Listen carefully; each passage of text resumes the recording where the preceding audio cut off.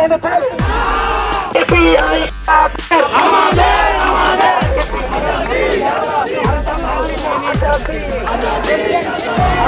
বারবার অনুরোধ করা হচ্ছে এলাকা আপনারা সেখানে ঝামেলা করা যাবে না। আপনারা আপনাদের এই যে রাস্তা প্রধান এবং যে আচরণ করছে তাদের মুখের যে ভাষা ছিল এটি কোনো একটি দেশের সার্ভিস যারা সার্ভিস আছে তাদের সার্ভিস এই ধরনের ভাষা কোনোভাবে ব্যবহার করা উচিত না। আমি তুলে বলতে পারি তাদের যে আচরণ ছিল সেটি খুবই নৃশংস নির্মম। আমরা হচ্ছে শান্তিপূর্ণভাবে আমাদের যে দাবি দেওয়া সেগুলো পিএসসিকে জানানোর জন্য আমরা ওইখানে অবস্থান কর্মসূচি করছিলাম। সেখানে এই যে সেনাবাহিনী এসে অতর্কিতভাবে আমাদের সেনাবাহিনী পুলিশ কোস্টগার্ড এসে অতর্কিতভাবে আমার সহযোদ্ধাদের গায়ে হাত তুলেছে, আমাদের মেয়ে যে সহযোদ্ধা ছিল তাদের গায়ে হাত তুলেছে, আমাকে মেরেছে।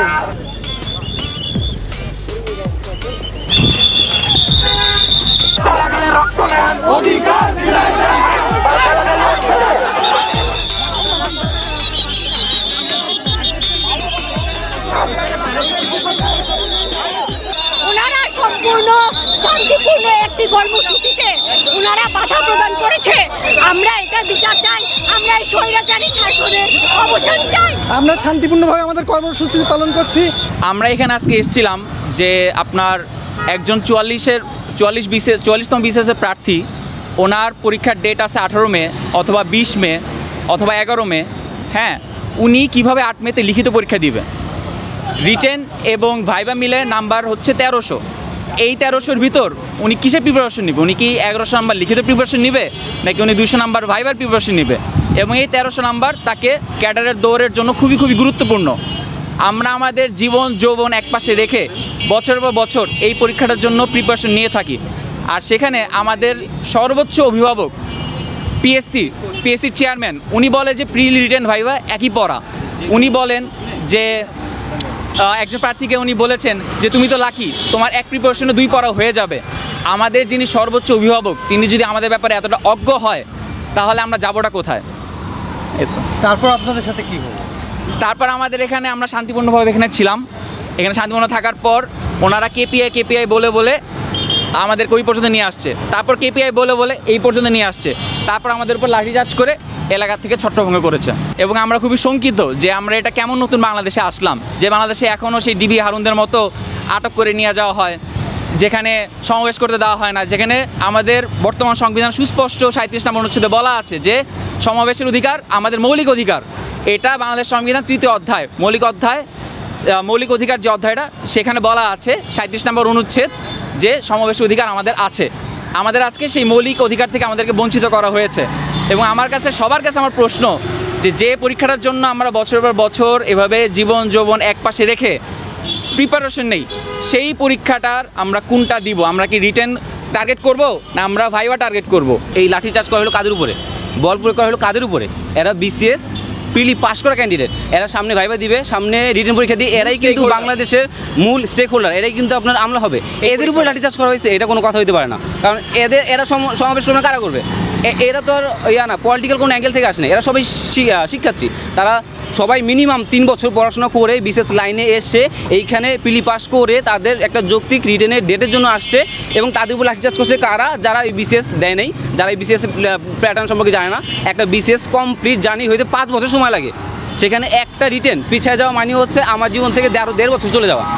আর এই যে রিটেন তারা প্রিলি ভাইবা রিটেন এবং প্রিলি 1 মাসের 2 মাসের মধ্যে কভার দিতে যাচ্ছে, কিন্তু তাদের রেজাল্ট দেওয়ার কোনো নাম নেই। তারা ভাইবার রেজাল্ট দিতে 1 বছর সময় লাগায়, রিটেনের রেজাল্ট দিতে 1 বছর সময় লাগায়। যদি তারা এত দ্রুত 46-এর রিটেনের পরীক্ষা নিয়ে নিতে চায় তাহলে তাদেরকে অবশ্যই কবে রিটেন রেজাল্ট পাবলিশ হবে সেটা তাদেরকে জানাতে হবে। তাদের লিখিত দিতে হবে যে না আমি 8 মে 46 রিটেন নিব, ফাইন, আমি এত তারিখে রিটেন রেজাল্ট দিতে পারবো, আমি এত তারিখে তারপর তাদের ভাইবা নিব, তাদের গ্যাজেট হবে এত তারিখে।